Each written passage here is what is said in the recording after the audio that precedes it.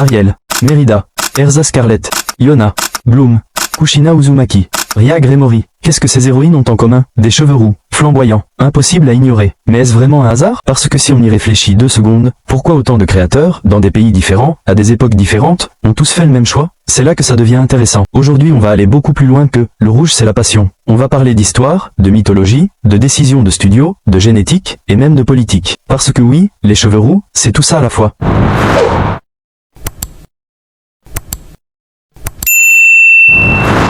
Et pour comprendre, il faut d'abord parler de quelque chose de très concret, la biologie. Seulement 1 à 2% de la population mondiale possède naturellement des cheveux roux. C'est causé par une mutation du gène MCAR, qui favorise la production d'un pigment rouge au lieu du brun ou du noir. Ce gène se concentre principalement dans les pays celtes. L'Écosse détient le record mondial avec environ 13% de rousses et roux, suivi de l'Irlande et du pays de Galles. En Asie, le roux naturel est quasiment inexistant. Et c'est précisément là que tout commence à faire sens. Quelque chose d'aussi rare attire forcément l'attention, et l'imagination. Depuis des millénaires, partout dans le monde, le roux a été synonyme d'altérité, d'exception, de mystère. Ce qui nous amène directement à ce que les civilisations anciennes ont fait de cette rareté, parce qu'elles n'ont pas fait dans la demi-mesure.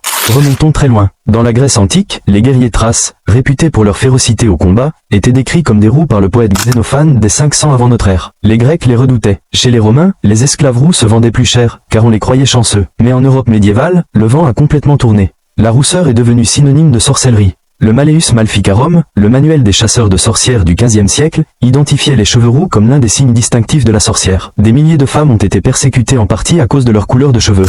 En France, on utilisait l'expression « poil de Judas » pour désigner les rousses. En Écosse, les pêcheurs croyaient que croiser une femme rousse le matin portait malheur. Et pourtant, du côté des Celtes, c'était tout le contraire. Ils voyaient dans cette chevelure un signe de puissance magique, de connexion avec le monde des esprits. Une druidesse irlandaise légendaire, TLHTGA, était précisément décrite comme rousse. Ce qui est fascinant, c'est que malgré ces perceptions opposées, tantôt maudites, tantôt sacrées, une constante demeure. Le roux n'a jamais été banal. Il a toujours signifié quelque chose. Et les créateurs de fiction ont absorbé tout cet héritage, souvent sans même s'en rendre compte. Ce qui nous mène directement à Hollywood et à une décision de studio qui a changé l'histoire de l'animation. 1989. Disney prépare La Petite Sirène. Et à l'origine, Ariel devait être blonde. Mais les animateurs avaient un problème concret. En 1984, le film Splash avec Daryl Hannah avait cartonné au box-office avec une sirène blonde. Impossible de sortir un film avec une sirène blonde juste 5 ans après. Alors comment se démarquer? La réponse est venue d'un raisonnement purement artistique. Le rouge est la couleur complémentaire du vert sur le cercle chromatique. Que verte plus cheveux roux, contraste parfait, immédiatement reconnaissable.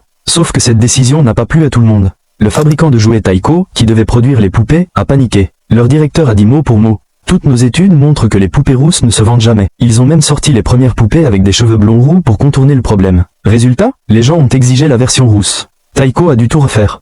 Jeffrey Katzenberg, le patron de Disney à l'époque, voulait lui aussi qu'Ariel soit blonde. Les réalisateurs ont tenu bon. Ce que cette anecdote nous révèle, c'est que même dans les studios, le roux était perçu comme un risque commercial. Un choix radical, atypique. Et c'est exactement pourquoi ça a fonctionné. Ariel est devenue l'une des héroïnes les plus iconiques de l'histoire de l'animation. Une icône qui, quelques années plus tard, allait inspirer Pixar à aller encore plus loin. En 2012, Pixar sort Rebelle. Et pour cette héroïne rousse, les équipes ont dû développer un logiciel entièrement nouveau, capable de simuler 1500 boucles individuelles qui se comportaient chacune différemment. Pourquoi autant d'investissements technologiques pour des cheveux?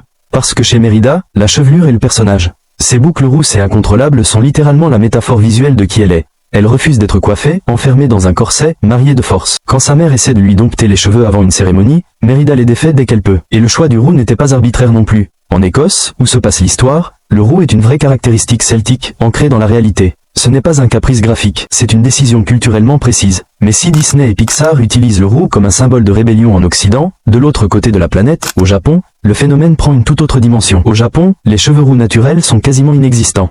Donc quand un mangaka dessine un personnage roux, c'est un choix fort et conscient. Ça signifie immédiatement, ce personnage n'est pas ordinaire. Mais il y a aussi une raison technique très concrète. Dans un manga en noir et blanc, la couleur de cheveux devient un code de différenciation. Ichigo dans Bleach est roux, il ressemble physiquement à Kaien Shiba, qui lui est brun. La couleur est le seul marqueur visuel immédiat. En couleur ou en animation, le rouge se détache instantanément sur un fond de personnage aux cheveux noirs ou bruns. Dans une scène d'action rapide, l'œil du spectateur repère le personnage roux en une fraction de seconde. Et symboliquement, au Japon, le rouge est associé au feu, au soleil, à la vitalité. Donner des cheveux roux à Erza Scarlett, c'est dire sans un mot qu'elle brûle de l'intérieur. Kushina Uzumaki porte dans son clan le sang du Kyuubi, le renard à 9 queues, symbole de feu. Yona est une princesse marquée par le destin depuis sa naissance. En réalité, que ce soit à Hollywood ou à Tokyo, on retrouve exactement le même réflexe. Le roux pour désigner celle qui est différente, celle qui dépasse. Ce qui nous amène à la vraie question de fond. Pourquoi ces héroïnes en particulier? Si on observe toutes ces héroïnes rousses, une chose frappe. Elles partagent toutes la même trajectoire narrative. Ariel veut quitter son monde malgré l'interdiction formelle de son père.